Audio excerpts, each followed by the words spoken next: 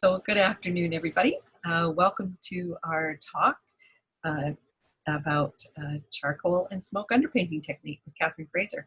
I'm Terry Moore. I'm with the Soup Fine Arts Society, and I am pleased to welcome you here today. I'd like to respectfully acknowledge that we are on the territory of the South Push Nation, on whose land we gather in celebration of the arts. Today, I would like to introduce Catherine Fraser, who's going to be doing the talk for us today. Catherine has painted professionally since 1983 with art studios in Victoria and the Cowichan Valley on Vancouver Island. She works in multimedia and is constantly exploring and experimenting with new artistic responses to the world.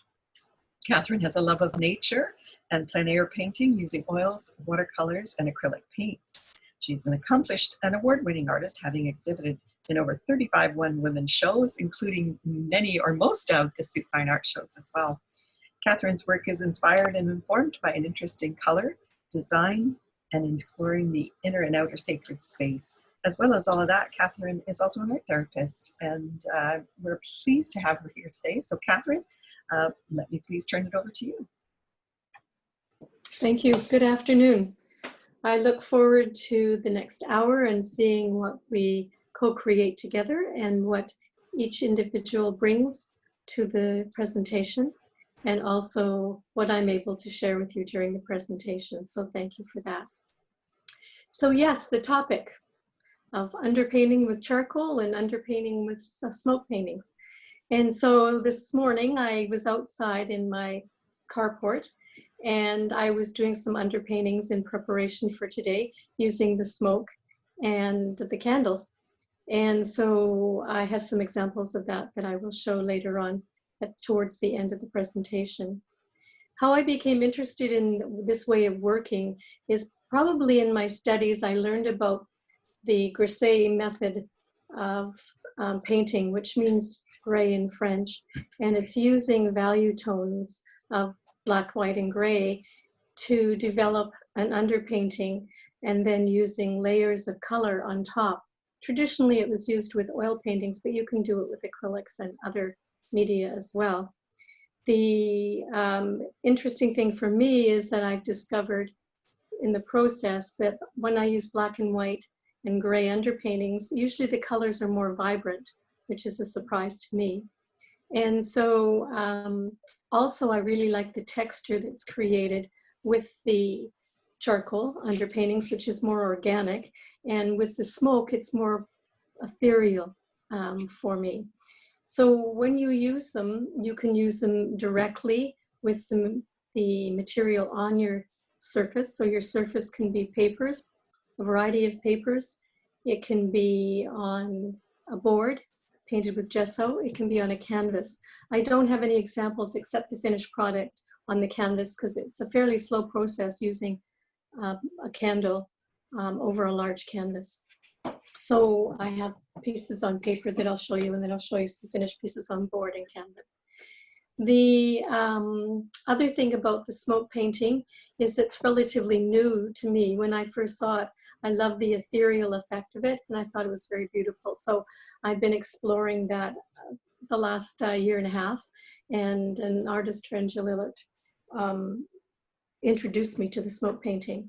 And there's many videos online, so you can look them up for yourself and have a glimpse of how different artists around the world do the smoke painting. So there's artists in India who use lamps. There's an artist who was in the 50s who was a German expressionist, and he used a torch.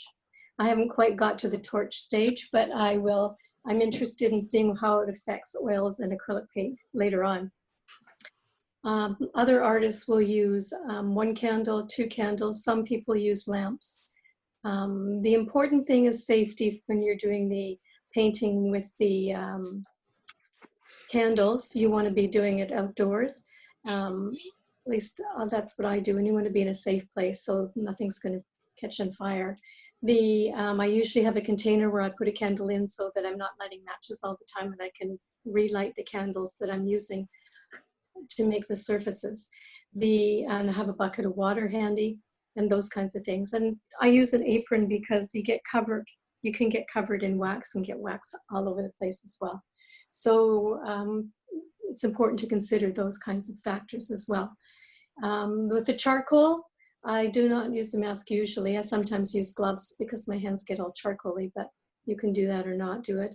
And less is more when you're doing it, and you'll see that in the video when you're sprinkling the powdered charcoal on the surface of the paper or the canvas or the board.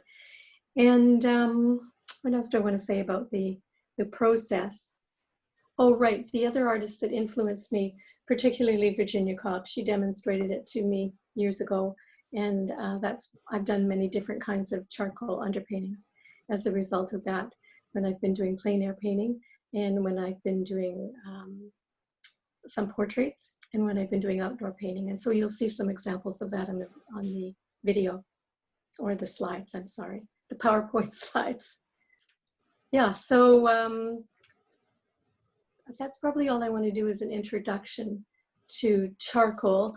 Using charcoals and pastels on top of the work, using watercolor on top of the work, using acrylics or oils, it all works, and creates a lush and varied textured surfaces for the artwork.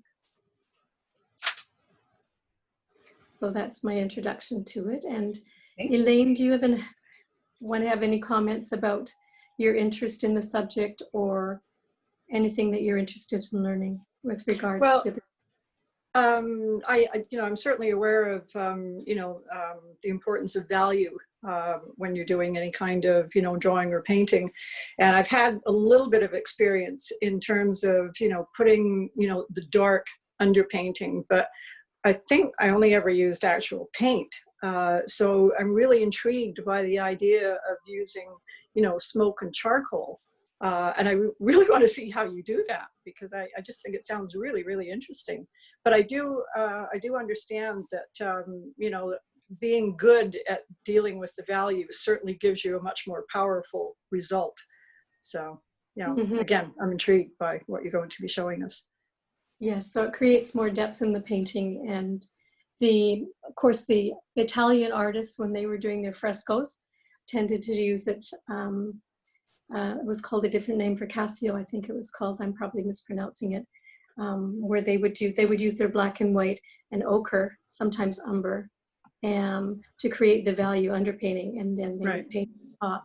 Whereas the French way of doing it is, again, doing the values, but mainly on the grayscale. And then sometimes people will use blues, or sometimes they'll use browns to do the value scale as well. So it's not hard and fast using black and white, but the smoke tends to make it more of a sepia kind of color and charcoaly, and the powdered charcoal tends to be like charcoal and darker with the effects of the texture. So, okay, that sounds good. So maybe we'll start by doing seeing the demo of doing the charcoal painting, and we'll show you some examples first on the slideshow, and then I'll show you some examples I did today, and then we'll have a conversation and questions at the end. All right, so bear with me a moment while I get the demo up.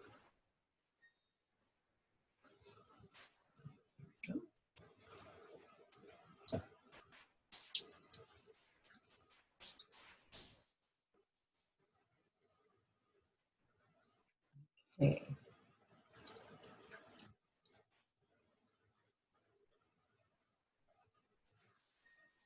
So is that the one that you were expecting? Yes. I'm not sure. Can you see it on the screen if I play? I can see it on the screen. I can't hear any audio. Yeah, same here. Okay, one moment, please. Turn it up as far as it is turned up as far as it can go.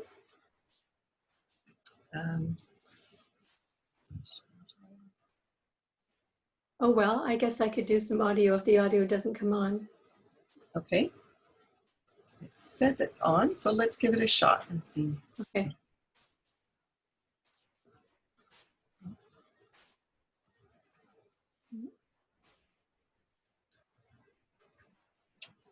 No, it's not coming through. Is it not coming through? No, no audio. Okay. Thank you. We've discovered another glitch then here. Says it's use the system speaker. Same system. Let's try this one. It's only a 2-minute video, so it's almost finished. You probably should go to the beginning if you can. Okay. If it's the 2-minute one, the 8-minute one is. It is the 2-minute one. It's 2 minute. Okay, let's try this one more time. Do we have to do something, do you think? I don't think so. So you're not hearing it is what I'm hearing. No. Yeah. Okay, my apologies. Maybe, let me just get this going here.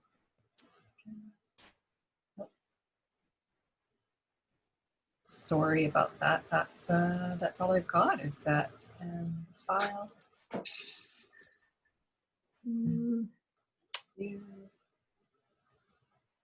No, it's not. It's just not giving me anything. It's telling me down here that it's turned up as loud as it can go. Yeah. So maybe, Catherine, what we can do is have you. Nope, my technician is looking at something here. Let's try this one. No. Try taking No. your headphones out. No. Okay, Okay. well, I'll talk to it as we're doing it. Okay, she'll just talk through. So I have how a it's going. jar of powdered charcoal, and you need some water, a spritzer bottle, and a cup of water, and then a bucket of water. And then I have my paper on a board, and as I say, I'm doing it outside. So you sprinkle some of the powdered charcoal on the lid, and as I said, less is more. So you just sprinkle the powdered charcoal on the paper, and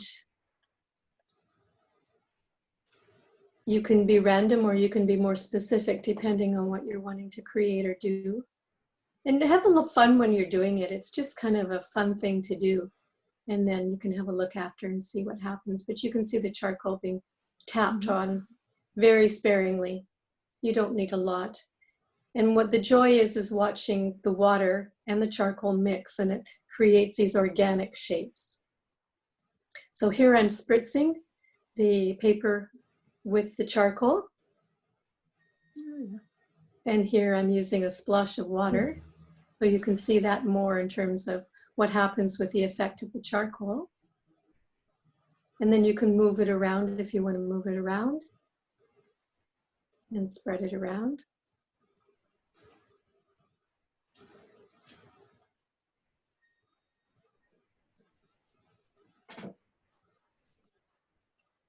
And then there's a bucket, so you can also splosh a bucket of water on top of it, which is sort of fun.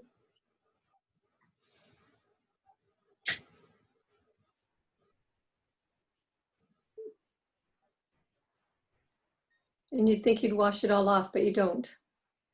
But you do wash it off at the end. Sorry, the sunlight's coming through the trees, so you can't see it fully, but you'll get to, oh, there's a bit better. Oh, yeah, it's good. So you can see the charcoal. And then you put it out in the sun to dry. And these are the ones I did before that are in the other 8-minute video. And you can see there's different surfaces that you've created. And you let them dry and then you work into it. So you can use an eraser, you can use pencil, you can use charcoal, you can use watercolor, you can use acrylic paint. And yeah, I like the process. I like the spontaneity of it. I like the organic shapes that happen. And I like the mysterious quality that it can create underneath as well. So you can continue working on the values with your lightest lights and your darkest darks and your medium values. And then that's the charcoal underpainting. You think you could do that? And then, of course, you can go in your studio or inside or whatever. Yeah. Well, I was playing around with alcohol inks on Yupo a couple of weeks ago, and you know, it's that same fun element to it. You know, where you're just putting stuff down and it's doing things, and you're seeing things, and you're expanding on what you see, and you know, so it's very much like that. So yeah, I want to have a go. I really do. It just seems like a great thing to do. Yeah, good. So I'm going to show you just a few. I don't know whether I flipped the screen. Is that right? No, just if you hold them up, we should be able to see it. Okay. Yes. So this one I did today over the call. So it's got the underpainting with the charcoal underneath and the pastels on top. Oh, fantastic. And then this is, Chalk pastel or oil pastel? these are soft pastels. Okay, thank you. I'm not that familiar with using soft pastels, so I've just been experimenting Very neat. with those. And then this is a one that, I don't know whether you can see the textures. Can you see the texture there? Yeah. Oh, I like that. That's neat. So you can see the soft charcoal, and then you can see the charcoal on top. So this is charcoal on charcoal. So is this Scotland? It looks like Scotland. Well, it could be. It's my imagination. Yeah, I know, but it makes me think of that. So Yes. No, you're right. It does. Yeah. I agree. And then I tried some on some Mylar. Oh yeah. And so again, you can get sort of explosive organic kinds of shapes. So I like to do a series of them while I'm doing it, so that when I decide I'm going to draw, I just take a couple of them and then work on them. And they're certainly great for feeding into the whole, issue of the creativity that you were talking about yesterday too. Yes, yes, yes. And I meant to mention another author called Mona Brooks, who talks about drawing for children. And then there's another book for drawing for teens and older teens and adults too. And MONABROOKS. And I will get that list to you. Okay. And the other person who does expressive work is an art therapist called Sean McNiff. MCNIFF. You can just see these are the starts. So yeah, they really are fun. And here's a larger piece of paper. So you can see Can I ask Catherine where you get the powdered charcoal? Just at an art store, and it says it's powdered charcoal. Okay. Yeah, in a jar. There's different kinds, but I'm not sure whether there's one better than the other, because I just have a couple of jars I bought a long time ago, and it lasts a long time, as long as the lid's on it tightly. Neat. And you can see down here the charcoal didn't mix in the way that the other charcoal did, so it's a little bit darker. But look how different that is. That's neat. Can you see the texture? Yes, yeah. And then this is a piece of Strathmore Aquarius 2 paper, where in that paper you don't have to stretch. My other papers didn't buckle either, so I think you can use pretty well any kind of paper. Oh, okay. Some papers are softer and some papers are rougher and smoother. And so what I did was I used acrylic medium underneath, and then I used acrylic paint on top, and then I used the powdered charcoal on top of that. Oh, okay. So I did it in reverse, but I mean, this would be still an underpainting, but you can kind of see the color and the black and white. So those are some examples of the charcoal that I've done. And do you want me to talk about sorry, they fell on the floor. The smoke painting now, or would you like to see the slides and then we'll talk about smoke painting and I'll show you the smoke paintings at the end? Oh, I think it'd be nice to see the slides now. Okay. To connect to the charcoal. Good.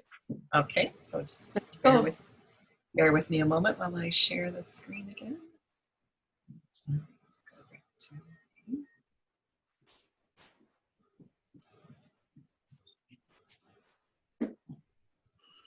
There we go. All right. So this picture was taken at a plein air competitive paint out in Cowichan Bay, and I used a charcoal underpainting and then painted watercolor on the top.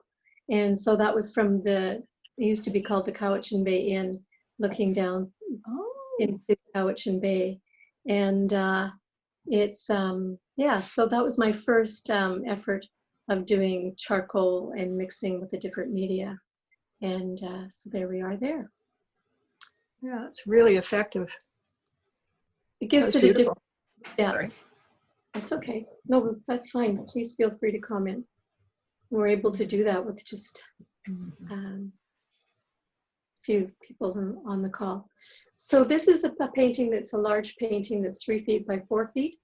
And it's a multimedia piece that started with a charcoal and using charcoal and then using acrylic paint on top of that. And it's a very physical, kinesthetic way of painting. When you paint large, it was on the floor. So there was a lot of physical movement and activity when I was doing it. And so basically it was about the stones of Iona. So each bay has different rocks and geology, from columnar rocks, volcanic rock, red rocks, marble, Iona marble. And so I was fascinated by that. So I was trying to capture the feeling of the energy of the place and the geology of the place. Again, it's beautiful. I don't know if you'd want to hear another interpretation of what you've done, because it's your painting, but when I saw it, I saw an Oriental aspect to it. And because of the way you've done it, almost in terms of thinking about the silks as well, because it's that vibrant. It's really, you know, like the beautiful colors, but at the same time that subtlety. So anyway, but you know, forgive me for saying that, but I just wanted you to know what hit me when I, you know, as soon as I looked at it. But you know, it really is a beautiful painting. Well, that's quite true. When you use the paper and you do multiple layers, it does actually feel like fabric. So it's interesting that you pick up on that. Okay, yeah. And I think the charcoal with the texture on it gives it that feeling as well. Yeah. So this is one which was done outside my studio garden in Cowichan, and I'm in Victoria at the studio here right now.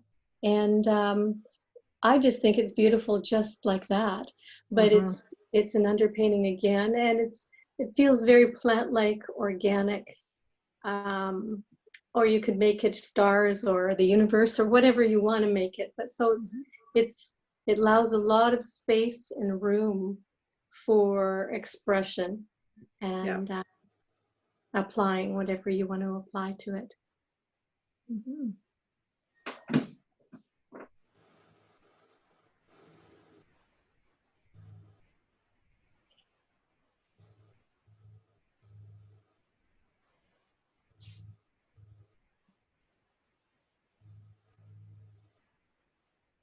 So this was the beginning of a painting that I did that is in the show. So that's one of the reasons why I decided on the topic, because the two pieces that are in the Souk show this year were, one was done with the smoke painting and acrylic, and the other was done with charcoal underpainting.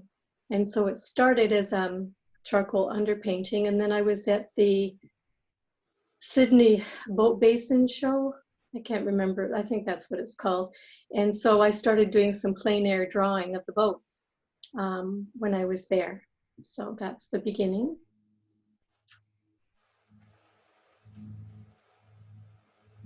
And that's what it was to start, before the lines of the previous one. They should have been switched. And some of the slides aren't in sequence. So this is a totally different painting, using again the charcoal underpainting and bringing out the imagery that I saw. And I had great fun with this piece.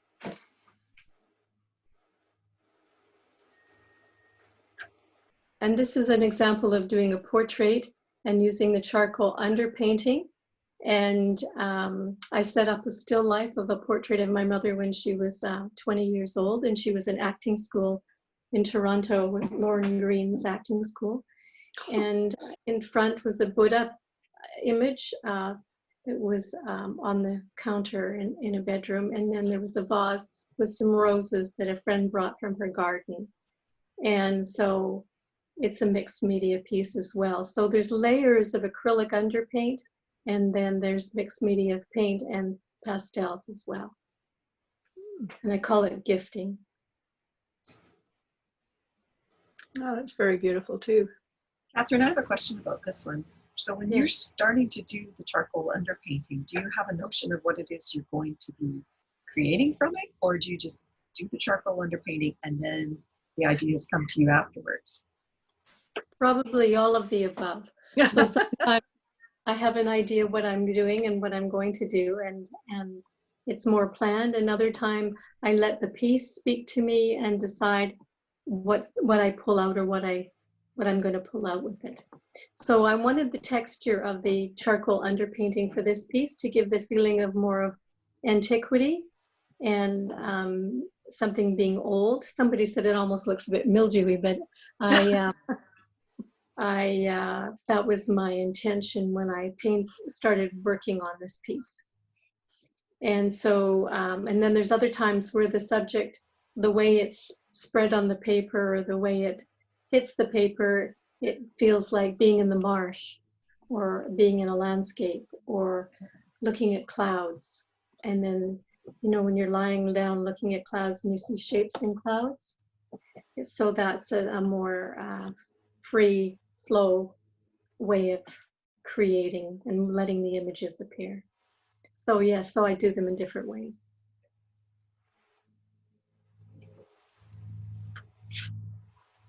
This isn't a very good photo because there's a lot of shine on this piece, but this is the piece that's in the show, and I put it on there just to talk about the technique of it. So I painted many, many layers of acrylic paint on the charcoal, and then because I had already put a layer of acrylic medium on the bottom, and then the charcoal on top of that, and then the acrylic paint on top of that, you can actually use alcohol to lift back to the white of the paper. And so I drew the boats, I drew the boats by lifting the paint and the charcoal off the paper. It was a very tedious process, actually. It took me a long time to do that. So what do you, sorry. No, I was trying to create the illusion of fog. So and call them ghost boats is what I called the piece. Go ahead. It looks like, you said you used acrylic paint, but it looks like it's watercolor. Uh-huh. So well, when you put the acrylic paint on, do you have a very diluted mix of paint? I use the water and I use some medium, and I paint it in very thin layers. Okay, so you can use acrylic in a thin way or a thick way, and it becomes what's called water media if you paint it. Yeah.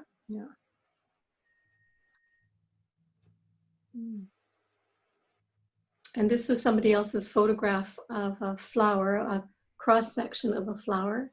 And then I did a painting using watercolors on top of the acrylic. On top of the charcoal. Okay. Yeah. So you can see the bits of charcoal. I don't know whether you can see, but there's bits of charcoal that show through in the center and different parts here, which give the texture and add some depth to the image. That's good, thanks. And again, I used a charcoal underpainting. You can probably see the faint charcoal.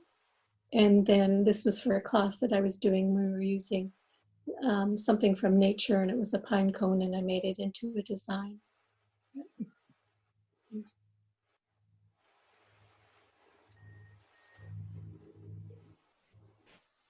So this is a better picture that shows you the texture in the piece and shows you the detail of the piece.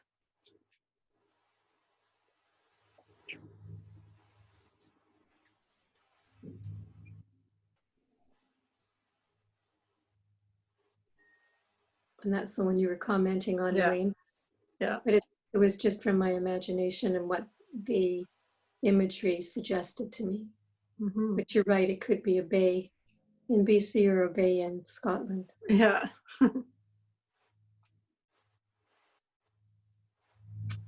This was also using charcoal and charcoal underpainting to start, and then I did that right on site. This was done at one of the Qualicum paintouts. And so you went to a site and it was near a restaurant. And I have this, what I discovered, depending on the medium I used underneath, some have a tint of a yellow base and some have a tint of a white base. And what happens when I burnish the charcoal or rub it, I get this sepia color that appears. I don't know whether you sort of see that color in this piece. Yeah. Yeah. Okay. I used a different medium, so it didn't turn out the way I looked, but I want to explore that more fully in a series where I use the charcoal and use the acrylic paint and then rub it. And I get some beautiful, beautiful grays and beautiful sepia colors that feel, again, that ancient quality. And I'd like to explore that more fully as well.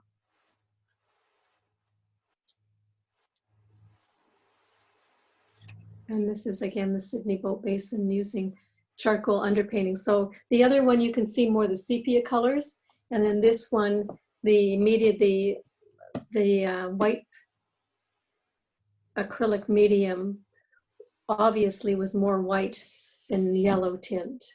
So at least that's what I've discovered.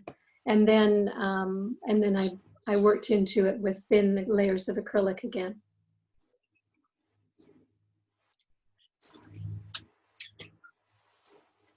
And this is another way of using charcoals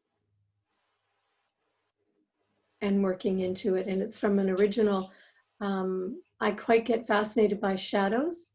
And so sometimes I go out at night and carry my canvas or paper and put it on the ground outside and trace the shadows. And then I create a line drawing, and then I draw the line drawing on another piece of paper, and then I work into it, and then it becomes another image. Oh. So Catherine, on this one, it looks to me like the charcoal is on top. Is that just it? It's both. Oh, okay. Great. Mm-hmm. This one makes me smile. It just feels happy. Mm-hmm. Nope, we've already talked about that one. But again, you see the medium underneath was obviously had a tint of yellow in it, because when I rubbed it with my thumb or burnished it, it's more sepia, and I like the sepia than the black. But, mm-hmm. So this is a picture at a workshop I took with Jill Ellert, where I just learned more about smoke painting. And so I just included that photograph. And this is, we're into the smoke painting now. So this was a very large piece. It's 24 by 30, I think, or 36. And it's called Memories of All Sorts. So it reminded me of a memory when I was a child, and my sister and I, my father loved licorice all sorts. And so he would bring them home, and then we'd go through the bag, and there were some that we liked and some that I liked and some that I didn't like. So it was that memory of turfing out the ones that you didn't like and keeping the ones that you liked. So I liked the ones that were black on the outside with the white on the inside. And so that's what the painting became. And you can see the circle in the center still shows that quality of the smoke painting. And then you can see that the background is all covered up and the candies are drawn with charcoal and different kinds of charcoal. Anyway, it was a really fun piece to do. And that's what it started out before I. So you get to see them side by side, sort of, or in juxtaposition. Yeah. So again, the smoke painting, you can use 1 candle, 2 candles, 3 candles. I usually use 1 or 2. I haven't used a lighter yet, and I haven't used other ways of doing it. And this shows a background piece and then a still life on the top of it that I drew. So that was intended and set up, the still life. And it's kind of fun and whimsical as well. Mm-hmm. You see all the geese in it. Here, I'll back up. Yes. So there's one coming out here, and then there's one here, and then there's one here, and then there's another one there.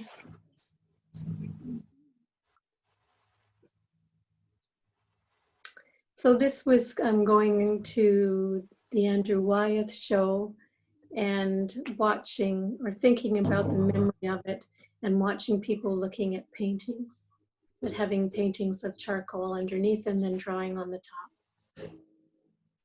And then that's that one. And then these ones are smoke paintings underneath and drawing on the top.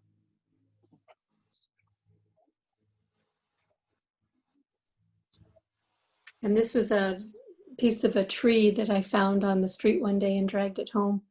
And I was fascinated by the patterns in the bark. And so a lot of them have the underpaintings of the charcoal and the smoke paintings underneath. Okay, this is part of the series that I've been doing on the conference call, where people talk about their passion for Iona and what's happening in their life, and also about COVID. And that experience, and also what's going on in the world. So this is the charcoal underpainting. I'm sorry, it's not a charcoal, it's a smoke underpainting. And then I've drawn on the top. So I've done some erasing and I've done some drawings with pencil. Is this finished now? Yes. Yeah, because I really like that. Yeah, it leads you to think of all kinds of things. You know, looking at it. And I think that's the advantage of working in this way, is that there's your version, and whether you title it or whether you don't, and then there's the viewers. You invite the viewer to participate as well and see what they see in it as well. And what's sort of fun is sometimes I have no idea of that, and I don't see what they see, or I don't have the intention that they see, and then I start seeing it afterwards after we have the conversation. So it's interesting. So these are smoke paintings, or little studies for smoke work. There's a group called Boxcar 6 Postcard Project. I'm not a member of the Boxcar 6, but I was invited to join, and it started during the COVID, and it was one artist would start an image and then they would send it to another artist, and there'd be anywhere from 2 to 5 artists. And that show is right now on at the 50/50 Collective on Douglas Street. So go and have a look if you are interested in seeing what they turned out like.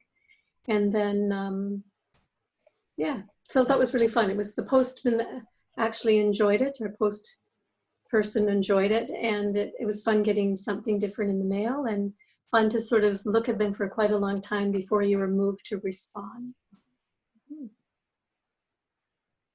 So I think there's 600 to 900 postcards that were created. Wow. So this is another underpainting with the theme of the tree and the tree trunks, and painting on top and using multimedia.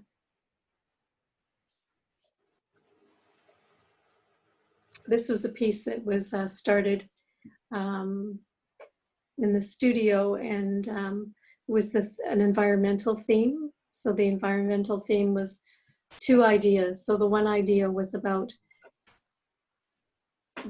where have all the fish gone? And because everybody, when I was growing up, used to talk about teams of fish in Cowichan Bay and Salt Spring Island. And then the other was that there's the Brita ad that says that in the future, there'll be more plastic bottles than fish in the sea. So I found that alarming. The other inspiration was I went to the Chosen School of the Art to drop a friend off, and I went down by the water, and there were lots of bows of boats reflecting in the water. And so this is a multimedia piece, and there are rubbings of trees, there are charcoal underpaintings, and there paint on the top, acrylic paint and pencil and charcoal.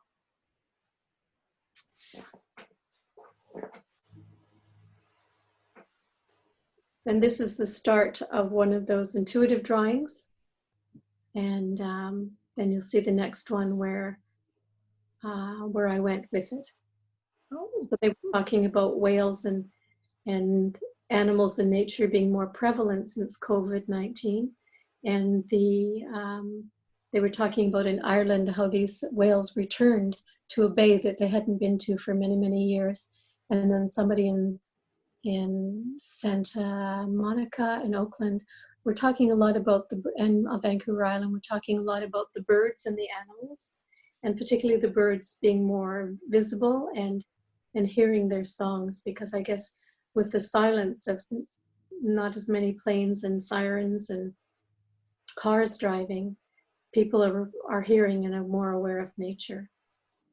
And then in the foreground, there's a chapel and a candle, and in the Abbey on Iona. So that's what that piece turned out like. And that's using charcoal underpainting and smoke painting. and did you print the whales and the birds? Like, did you block print that? In a way, I used Like stamp it?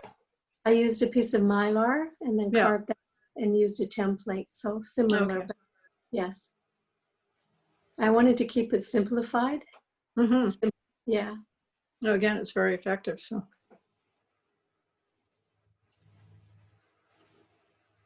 And this shows you a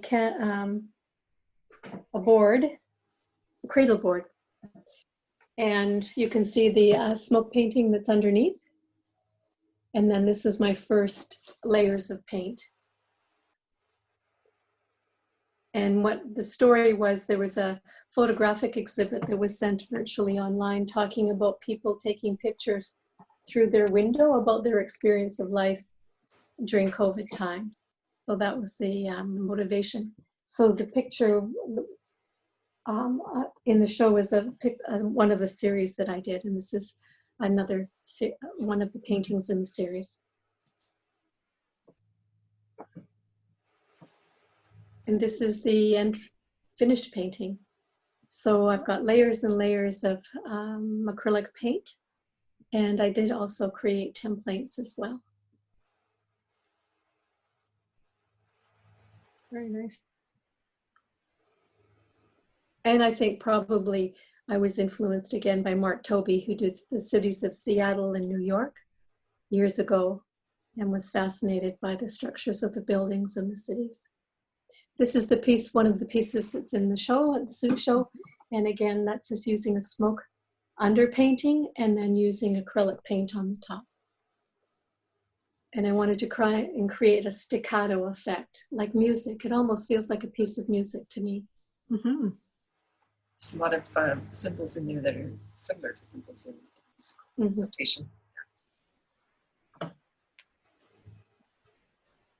And this piece was using a grid and creating shapes from the show of people looking at Andrew Wyeth's paintings in particular, but it's called viewing, so it could be many different experiences. So the bottom part is the views from the plane. Okay. And the top part are my imagination of being in the gallery and people looking at the paintings. So that's the slideshow. So I'll stop the share at the moment. Mm-hmm. I can show you one more piece that is on a canvas, but I don't know how much you're going to see of it. And then I've got a few other pieces using a template to show you, and that's, can you see? There we go. Yes? Yeah. Oh, yes, okay. Was that in the show last year? No, I just did this piece. So the imagery is, it's 40 by 36, and it's on canvas. And it was using the prayer or the phrase, "Deep peace of the running waves to you." And so I used some written, and it's got many, many, many layers on it. So, but it's got a smoke underpainting. So. But I like the softness that you get from that. Mm-hmm. then it creates the illusion, yes, of, yeah, the softness and the different kind of depth. Mm-hmm. So there's that I wanted to show because it's on a different surface. And you were asking about whether things are drawn on or whether they're carved out or whether they're, you know, what I did. So I just will show you these. So I was looking online and having fun researching and thinking about these underpaintings, and discovered that some people do use templates, which I have never done on the smoke paint. So I got a plain piece of paper, and then I made a template. Okay. Which you can see it's carved out. And then I just took it off, so you're seeing it for the very first time. Oh. And Oh, so that's neat. Using a template. So that's my first effort with that. Actually, it looks very figurative to me in this position. I see figures in it. So Elaine, Right. you were thinking about, Yeah. and Terry, about, so when I first looked at this just now, I see figures here. Yeah. So I might try and bring those out, or I might not, I don't know. We'll see. And then I made here's another template. Mm-hmm. And there's some bird templates. I don't usually use templates. This is a new experience for me. But you have to be very careful when you're using the smoke painting. So the candle produces the carbon, and in the carport today, it was windy when I first did it, so it creates another kind of movement. But this, I've never used the templates before, but you have to be careful you don't ignite the paper or the template. So how are you physically set up when you do the smoke painting? So you've got, in that case, you've got the mylar on top of your paper that you're going to use. Do you, right. So what I do could you, go show you. It's a bit messy out there, but I have a horse, a wooden horse, which is a seat and a back, and then I use a board, and then on the board I would clip or I would tape the undersurface of the painting. So whether you're using a hardboard, which this is, and this is showing you the example of the template and smoke. Is you have to have it lying vertical. okay. And then the candle. So the candle I use is one of the emergency candles. I've used candles with beeswax. I've used many different candles I've been experimenting with. And then you draw. So I have a surface up here that I lay it on, and then on one other board, and then I draw with the candle. Okay. Okay.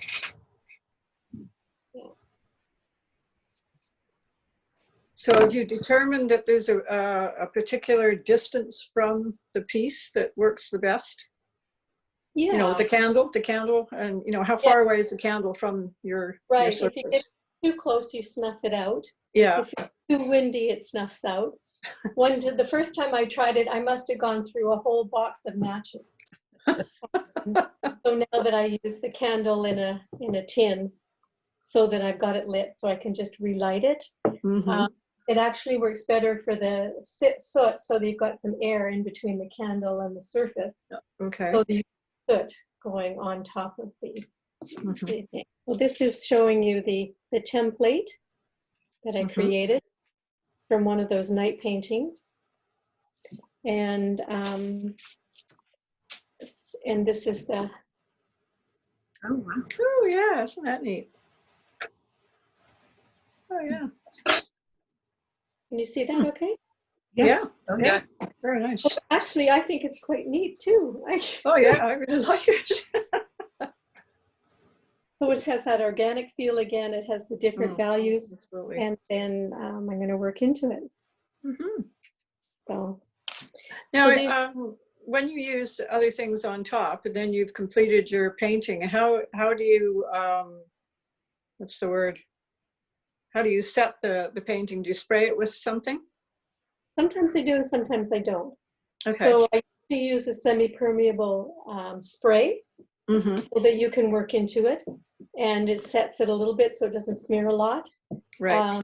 Depends what I'm achieving. I didn't do that with the charcoal painting with the boats because I wanted that sort of misty kind of gray appearance. Right. So I used a fixative while I was painting it. That's the word. I used it later. Okay. But the ones that I did today, I did spray. Okay. So, Yeah. so I can work into them. So this is one that I did that is using the smoke as the background, and then I work. Oh, you've frozen up a bit. Yeah. So these are more Oh, there we go. designy. Oh, there we go. Yeah. Okay. Yeah, can you see? Yes. Oh, yeah. Yeah. Yeah. So, and this was a smoke painting that I took to Beacon Hill Park Oh, and did isn't a that pretty? painting. Oh, yeah. So this was my study for a large oil painting that I was working on. And it shows you, you might, I don't know whether this fact will be interesting or not, but I've divided it into quadrants. Can you hold it up a bit further? Divided it thank you. into quadrants and pie shapes. So our friend Okay. Van Gogh or Van Gogh used to have a viewfinder that had pie-shaped sections. Uh-huh. And so I divided it into pie-shaped sections. And when I've used that, it creates a feeling of an upward thrust in my work. Right. Grid. Oh.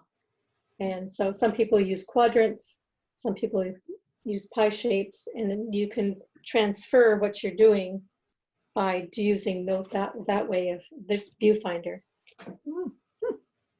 This is using the charcoal underpainting today that I just did from that hour-and-a-half call. Oh, yeah. And these are some of this. So sometimes you get wax on your paper as well, and sometimes that makes interesting texture and interesting space. Anyhow, you get the idea? Oh, yes. Yeah. That's I'll really, really neat. show you two more. So this shows you a yellow background. Yeah. With charcoal on the top. And this is a completed work. I deliberately burnt a hole in it. Oh. Oh, I thought I was going to. So you can put whatever color you want behind here if you want. But, yeah. So that was again that theme of the meditation of the deep peace of the running waves to you. So that's probably enough examples, but it gives you an idea of how I do it. And the one I'm working on that I've been very slow working on, I'm going to draw the female figures all around it, like maidens around a well. Oh. So, I've just got a little bit of detail here at the bottom that you can see down here. And I've been using pencil crayons, but I've spent maybe 3 weeks on this. So I got a long ways to go. So maybe you'll get to see the finished product next time. So creating underpaintings, not a new technique, been around for many, many years. Many different artists use the way of painting. In creating underpaintings, it can be spontaneous or it can be planned. And it's a very versatile, fun way of working. I enjoy the underpaintings that are created. So I hope you do too. Well, I think that's what I got out of this is that, you know, there's so much fun involved in it. You know, like, I mean, I was familiar with underpainting and I've, you know, done some underpainting, but it was more, you know, just part of the work. Whereas this just looks like you're playing before you, you know, get down to more serious business. If you want to get down to serious business, you know, that's what I liked about it, you know, so you can just go off and, you know, be quite esoteric about it, or you can be, you know, more down to earth if you wanted to. But I like that ethereal sense that you were talking about. It's really very nice. Yeah. So if you do happen to play an experiment, let me know. Show me what you do. Okay, I will. If I don't burn the house down. Don't do it inside the house. You want to do it in a safe place. outside. Yeah, I will. Yeah. Oh. Anyway, thank you, Catherine. I really enjoyed it again. So Welcome. Yes, thanks, Catherine. That was, as always, I'm discovering, illuminating in many different ways for me as well. So I really appreciate you sharing your experience and your knowledge with us. So thank you very much. Thanks All for right. coming. All right, I'm going to sign off for now. okay, bye-bye. Bye.